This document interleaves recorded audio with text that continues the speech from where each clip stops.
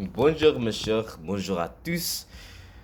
Aujourd'hui, je vais parler de l'article qui s'appelle Protestataire.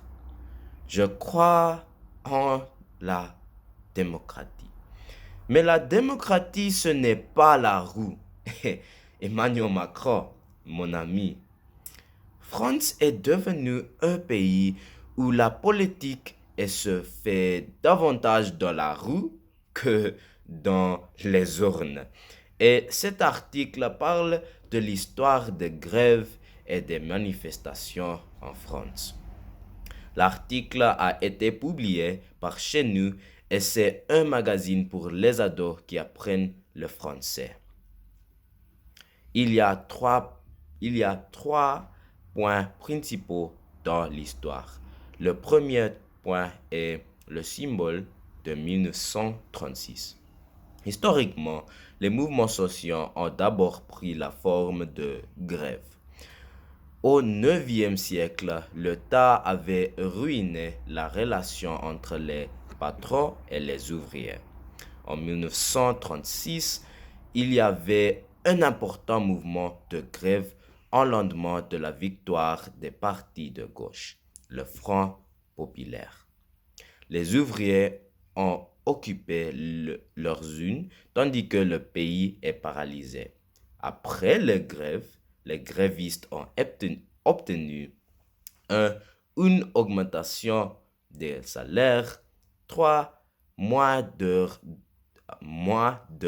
de travail, 3 les premiers congés payés. Deuxièmement, plus de manifestations, moins de grèves. La mobilisation sociale s'est transformée pendant la fin des années 70. Il y avait une diminution des journées de grève et une augmentation des journées de manifestation parce qu'elles permettent, de mobiliser au-delà du secteur concerné, de galvaniser l'opinion publique. Euh, Pardon. Enfin, les ruptures de mai 68. Mai 68 marque l'irruption de la jeunesse dans le débat social et plus d'une vingtaine de mouvements étudiants étaient organisés. Il y avait les changements dans la 1.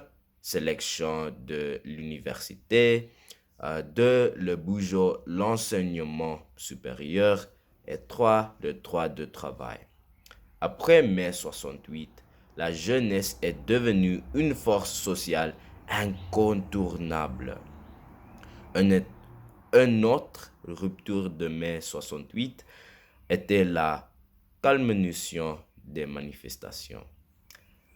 Il y a les autres mouvements sociaux en français comme la révolution en 1789 et mariage pour tout en 2013.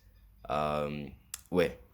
Alors, je pense que cet article est incroyable parce qu'il nous montre que nous avons besoin de manifestations dans notre société injuste. Emmanuel Macron a dit, si je respecte ceux qui manifestent, je respecte aussi les électeurs français et ils ont voté pour le changement. Merci et au revoir.